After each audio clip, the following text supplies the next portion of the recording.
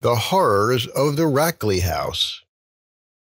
When you hear the words mental home, it is likely that you immediately think of a grand building with many different rooms, perhaps multiple stories, and grounds that are well kept and clean. You likely think of nurses walking about in their white uniforms with their white caps on their heads and their hair pulled neatly back. It is also likely that you think of mental patients in their gowns, some in wheelchairs and others sitting at tables, just generally living a normal day-to-day life.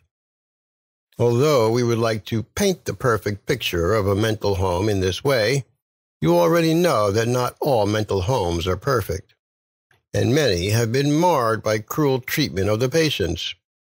However, not even the standard mental hospital, even in all its cruelty, is the only place mentally ill people have found themselves over the years. In spite of there being no official documentation of what went on in the Rackley house, there are reports from one family of the place being haunted by hundreds of distressed human souls, souls which have long since left this planet, but who have been unable to find any rest. It all started when Mr. and Mrs. Jacobs moved into the Rackley house, which is situated outside a small North Carolina town.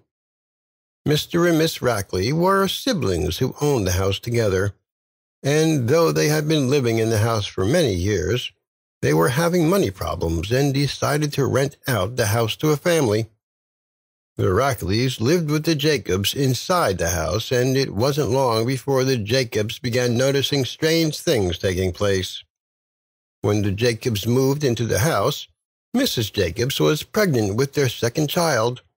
They already had a little girl by the name of Madison, who had her own room at the end of the hall. Mr. and Mrs. Jacobs took a room nearby their daughter, and both the Rackleys lived in the downstairs bedrooms. The family was given the run of the house, though the Rackleys continued with their own daily activities as well. Mr. Rackley, at first, appeared to be a very nice old gentleman, happy to entertain Madison while her parents were away at work. Miss Rackley, however, proved to be a monster from the moment the family moved in, often yelling and screaming at her brother as well as Mr. and Mrs. Jacobs whenever she was upset about something. It didn't take much for her to become upset. Even something as simple as a sock being left in the hall could cause her to launch into a fit that would last for hours. In spite of Miss Rackley's eccentricities, the family chose to stay in the house due to the fact it was one of the only places they could easily afford while Mr. Jacobs got back on his feet after having surgery. Their second child was born, and he began sharing a room with his older sister. It wasn't until the baby was about 6 months old that strange things really started happening around the house. It all began when Mrs. Jacobs was lying in bed one afternoon, trying to catch up on some rest from the night before. They had installed a deadbolt on their bedroom door, ensuring that neither of the Rackleys could simply walk in on them or be in the room without them being aware of it. Mrs. Jacobs heard the deadbolt slide back, and in a few moments felt someone sit on the end of the bed. Thinking it was her husband, Mrs. Jacobs sat up to talk to him, but the room was empty.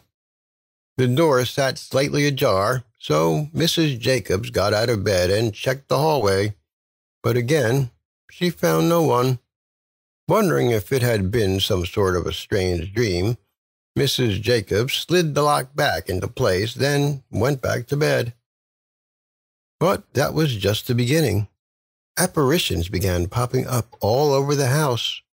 Both Mr. and Mrs. Jacobs reported seeing them walking through the halls, sometimes late at night, sometimes early in the morning.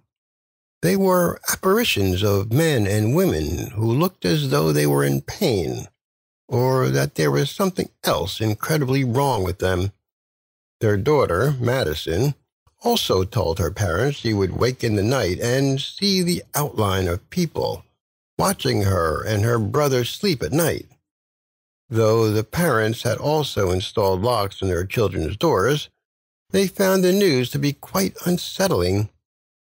The behavior of Miss Rackley became increasingly neurotic as well as violent. Mrs. Jacobs found her in the kitchen covered in blood, and when she tried to help the woman, Miss Rackley pulled a knife on her and told her to get out of the house before she used it.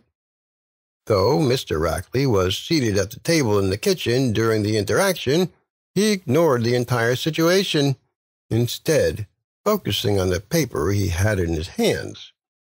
When Mrs. Jacobs related the incident to her husband, he told her he thought there had been something else going on inside the house.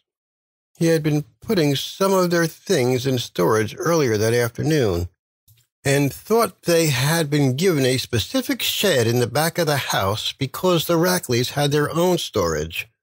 He was certain he had heard the sound of moaning coming from the shed.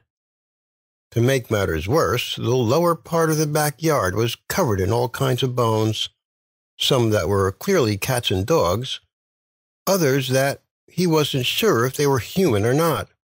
Convinced that there was something amiss, the couple made plans to move out of the house with their children immediately. They called the authorities on the Rackleys, and though the police examined the house and found questionable tools and equipment, they were unable to identify any prisoners in the house. However, when Mr. Jacobs researched the house further, he learned that many mentally ill people had been seen in the area over the years, and that it was common for them to disappear shortly after. But authorities refused to open a case against the Rackleys or their house of horror.